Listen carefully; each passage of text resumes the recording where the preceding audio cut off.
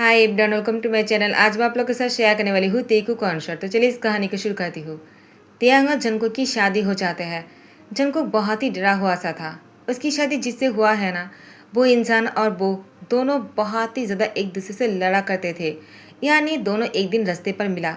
Jungkook वो school से वापस आ रहे थे। उसके हाथ पर पेस्ट्री था क्योंकि उसकी एल्डर ब्रदर की बर्थडे थे और उसकी एल्डर ब्रदर पैरालाइज थे। जंगकुक अपने एल्डर ब्रदर खुश करने के लिए वो एक पेस्ट्री लेकर आया था स्कूल छुट्टी होने के बाद। और तियांग अपनी कार से जल्दी से जा रहा था।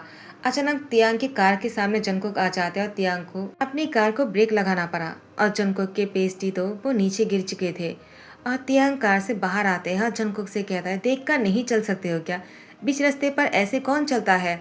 मुझे देर हो रहा है और तुम हो कि मेरे कार के सामने आ गए। वैसे तुम्हारी पेस्ट्री गिर जाने पर मेरी कोई गलती नहीं है, तुम्हारी गलती है। फिर भी इसको रख लो और अपनी भरपाई कर लेना। देखो, यहाँ पर ज़्यादा ही पैसे हैं तो कोई सिंडिकेट मत करना। जनको ने कहा, तुम खुद को समझते क्या हो? तुमने मुझे पैसे क्या दे दिया? तुमने मुझे खरीद लिया है क्या? तुम्हें क्या लगता है तुम मुझे पैसे दोगे तो मैं तुम्हारी हर बात मान लूँगा? तुमने मेरी पेस्ट्री को नीचे गिरा दिया है। मैंने कितनी मेहनत से इस पेस्ट्री को लेकर आया था, वो भी मेरी स्कूल से इतनी दूर तक पैदल चलकर। मुझे ये पेस्ट्री बहुत मुश्किल से मिला था। आज सारी दुकान बंद है और मुझे एक ही पेस्ट्री मिला, उसको भी तुमने नीचे गिरा दिया। और सॉरी कहने के बजाय तुम मुझे पैसे देकर बातें सुना रहे हो। तियांग ने कहा, मुझे लेट हो रहा है, मैं तुम्हारी बकवास की बातें नहीं सुन सकता हो। उसके बाद से दोनों जब भी मिले दोनों के बीच में लड़ाई होते रहे और दोनों एक दूसरे को बिल्कुल पसंद नहीं करता है। जनको को तो तियांग सबसे बुरी इंसान लगता है। इस दुनिया की एक नंबर के शैतान अगर कोई है ना तो वो तियांग है जनको की नज़रों में। और अगर तियांग के बारे में पूछे ना तो तियांग की नज़र में जनको वो इंसान है जो मुसीबत के एक नंबर के रीज़न हो सकता है। अगर मुसीबत नहीं भी आ रहा होगा ना, जनको अगर सामने आ जाता है ना तो मुसीबत पैदा हो ही जाते हैं। तियांग को जनको बिल्कुल नहीं पसंद और जनको का तियांग की शादी किस्मत में था, इसीलिए किस्मत ने दोनों को मिलवाया है। लेकिन अब दोनों को तो किस्मत ने मिलवा दिया है, लेकिन आगे जाकर क्या होगा? तियांग तो जंको के हाथ छोड़कर वो घर के अंदर चला गया। जंको बाहर खड़े थे, उसके बाद वो भी पीछे पीछे घर के अंदर चला आया। तियांग के घर जंको को बहुत अच्छा लगा, लेकिन तियांग उसको पसंद नहीं। बेडरूम में आने के बाद जंको के हाथ पैर काँप रहे थे। आखिर तियांग बहुत ही गुस्से में लग रहा था। तियांग को खुद भी नहीं पता था कि उसकी शादी जंको के साथ होने वाला है। तियांग काम से बाहर गया हुआ था। जब वो वापस आते हैं तो उसकी मॉम डैड, उसकी ग्रैंड पेरेंट्स ने मिलकर तियांग की शादी एक ही दिन में तियांग को और जनको को शादी करवा दिया। जनको को तियांग की ग्रैंड पेरेंट्स और तियांग के मॉम डैड बहुत ही ज़्यादा पसंद करता है और दोनों बहुत ही खुश भी लग रहे थे। दोनों की फैमिली इतने खुश थे कि इन दोनों की खुशी के बारे में किसी ने नहीं सोचा और पूछा भी नहीं कि दोनों को पसंद आई या नहीं दोनों। लेकिन तियांग और जनको की तो शादी हो चुकी है। जहाँ पर जनको बेड पर बैठा हुआ था, तियांग वॉशरूम जाकर शावर लेकर बाहर आ जाते हैं। जनको के हाथ पैर काँप रहे थे। उसे लगा शायद तियांग आज उससे बदला लेने वाला है, लेकिन तियांग सीधा बिल्कुनी पर चला गया और मिनी टेरेस पर जाकर बैठ जाता है। जंको पूरी रात तियांग का इंतज़ार करता रहा क्योंकि उसकी पेरेंट्स ने उसको समझाकर भेजा था, अपनी हस्बैंड के साथ अच्छे से पेश आना, ऐसी कोई गलती मत करना जिससे कि हमारी बदनामी हो। अब तुम दोनों की शादी हो चुकी है और तुम्हें अपने हस्बैंड को खुश रखना चाहिए। वो जो कहेगा तुम्हें वही करना होगा। जंको ने कहा, लेकिन मैं तो सब कुछ सेक्रीफाइस करने के लिए मान गया, लेकिन क्या वो मेरे साथ सब कुछ सेक्रीफाइस करके अपनी लाइफ में आगे बढ़ना चाहेगा? मुझे नहीं पता। वो बहुत ही ज़्यादा गुस्से वाला इंसान है, एक नंबर के शैतान है वो।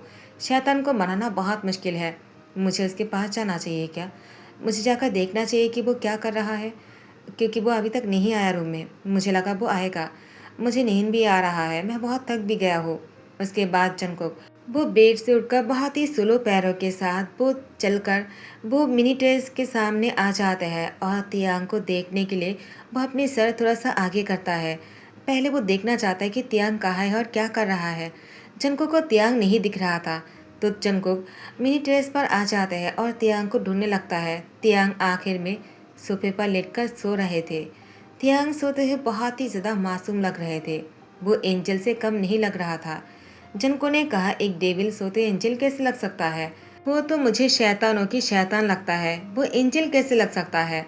तियांग वो जैसे थोड़ा सा हिलता है, जनको डर के मारे वो पीछे हट जाता है और वो गिरने वाला होता है, लेकिन अच्छा हुआ कि वो नहीं गिरा। और तियांग तो अभी भी नींद में था। जंगकुक ने फिर कहा कि वो तो नींद में है, मुझे लगा वो मुझे देख लिया होगा, लेकिन ऐसा नहीं है। वह तो सोते बहुत ही ज़्यादा प्यारा लग रहा है। क्या वो मेरी हस्बैंड है? मुझे उसको छू कर देखना चाहिए क्या? मुझे यकीन नहीं हो रहा। लेकिन इतने हॉट और हैंडसम इंसान जो दिखने में इतना अच्छा हो, वो इतनी रूडली बातें कैसे कर सकता है? क्या मैंने उस दिन उसको गलत समझ लिया था? क्या गलती मेरा था? क्या मैं ही बीच में चलने शुरू कर दिया था? मुझसे ही गलती हुआ था क्या? या फिर शायद उससे भी गलती हुआ होगा। लेकिन जो भी है, हमारी शादी हो चुकी है। अब मुझे ऐसी कोई हरकतें नहीं करना है जिससे कि उसको गुस्सा आ जाए, वरना मॉम डैड मुझे बहुत डांटेंगे। वैसे भी वो लोग मुझे लेकर बहुत ही परेशान रहता है। मुझे उन लोग को और परेशान नहीं करना है। मुझे बहुत ही अच्छे से पेश आना चाहिए। मुझे अभी क्या करना चाहिए? फिलहाल के लिए जंको तियांग को देखे जा रहे थे और कब जंको की आंख लग गया जंको को पता ही नहीं चला। जैसे ही सुबह हो जाते हैं और तियांग की नींद खुलता है, बाहर की रोशनी तियांग की आंखों पर पड़ता है। लेकिन तियांग जब देखता है कि जंकुक वो उसके सामने ही बैठकर सो रहे थे और वो सोते हुए बहुत ही मासूम और प्यारा और क्यूट लग रहा था, जैसे कि कोई प्यारा सा पापी उसके सामने सो रहा है और उसको प्यार करने का मन है। तियांग को जंकुक की ऐसी लुक देखकर पहली नज़र में ही जंकुक से प्यार हो जाता है। तियांग इस बात को एक्सेप्ट नहीं करना चाहता। नहीं, वो मुझे पसंद कैसे आ सकता है? उसने उस दिन मुझे लेट करवा दिया था। उसकी वजह से मुझे पहली बार सबके सामने शर्मिंदा होना पड़ा। मुझे लेट होना पसंद नहीं। मैं हमेशा दूसरों को लेट होने पर डांटता हूँ।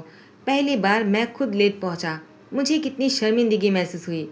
वो अगर अचानक मेरे कार के सामने नहीं आए होते तो मुझे उस दिन शर्मिंदगी नहीं उठाना पड़ता।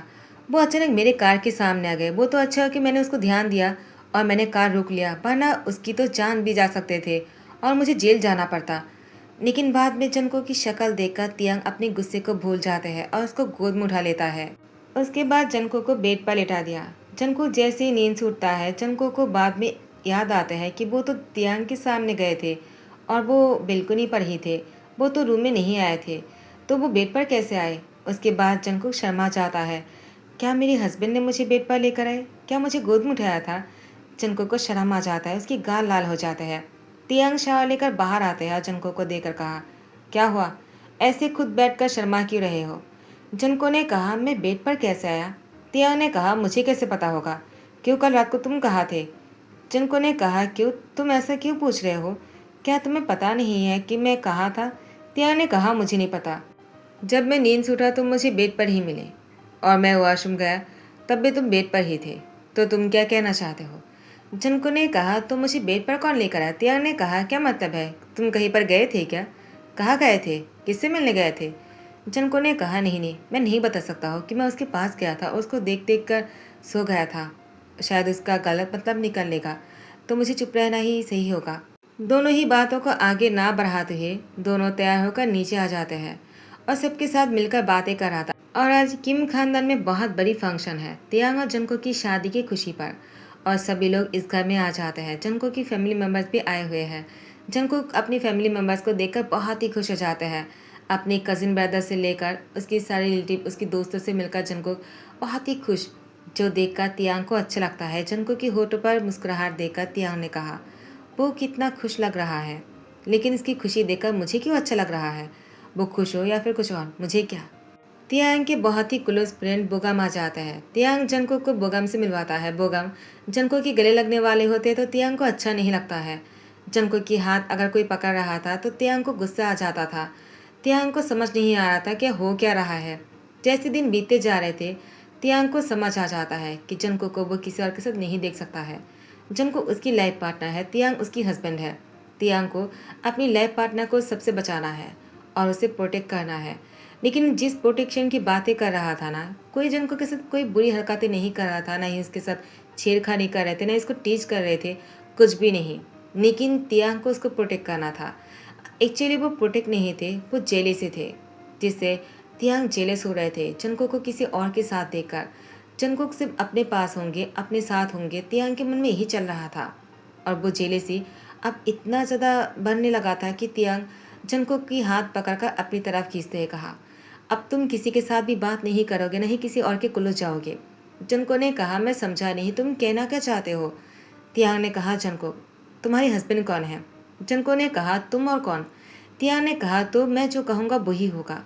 तुम आज से किसी के साथ भी बात नहीं करोगे, नहीं किसी के क्लोज जाओगे। जनको ने कहा, लेकिन क्यों, मैं पूछ सकता हूँ क्या? तियांग ने कहा, क्योंकि मैं तुमसे कह रहा हूँ और मैं तुम्हारी हस्बैंड हूँ। जनको ने कहा, बस इतनी सी बात से मैं क्यों एक्सेप्ट कर लूँ? तुम्हें बोलना पड़ेगा, आखिर तुम ऐसा क्यों चाहते हो? जनको खुद भी तियांग को उकसा रहा था जानने के लिए कि तियांग के मन में क्या है।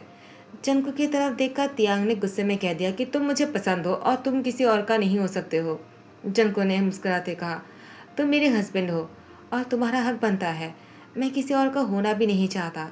मैंने तुम्हें उस दिन ही अपना हस्बैंड मान चुका था। जब मेरे पेरेंट्स ने कहा था कि मुझे तुम्हें खुश रखना है, मैंने उसी दिन ही सोच लिया था मैं तुम्हें और नाराज़ नहीं करूँगा। आई एम सॉरी उस दिन के लिए। मुझे अचानक तुम्हारे कार के सामने नहीं आना चाहिए था। अगर सच कहो तो मैं उस दिन तुम्हारे कार के सामने जानबूझकर नहीं आया था। वो गलती से तुम्हारे कार के सामने आ गया था। मुझसे गलती हो गया है। प्लीज़ मुझे माफ़ कर दो। मैं दोबारा ऐसी गलती नहीं करूँगा। तियांग ने कहा, तुम्हें याद तो होगा ना? जनको ने कहा, ऑफकोर्स मुझे याद होगा। मैं दोबारा ऐसा कुछ नहीं करने वाला, ठीक है? तियांग जनको की लिप की तरफ देखकर आगे बढ़ने लगता है। जनको भी खुद को पीछे नहीं धकेलता है, बल्कि तियांग के नज़दीक आकर उसकी टी शर्ट को कस के पकड़कर उसकी लिप की तरफ देखने लगता है, जिससे तियांग को समझ आ जाता है कि जनको भी वही चाहता है और दोनों एक दूसरे को किस कहता है।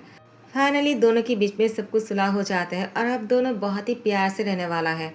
अगर मेरी प्यारी सी कहानी आप लोग को पसंद है और ऐसी मेरी स्टोरी सुनना चाहते हो, मेरी वॉइस सुनना चाहते हो और आप लोग चाहते हो कि मैं ऐसी स्टोरी आप लोग को सुनाता रहूँ, तो मुझे सपोर्ट करने के लिए लाइक कमेंट शेयर करना मत भूलना और मेरे चैनल की हर वीडियोस को व्यू करते रहो ताकि मुझे यूट्यूब छोड़ना ना पड़े। अगर आप लोग मुझे सपोर्ट नहीं करोगे तो मुझे मजबूरन यूट्यूब छोड़ना पड़ेगा।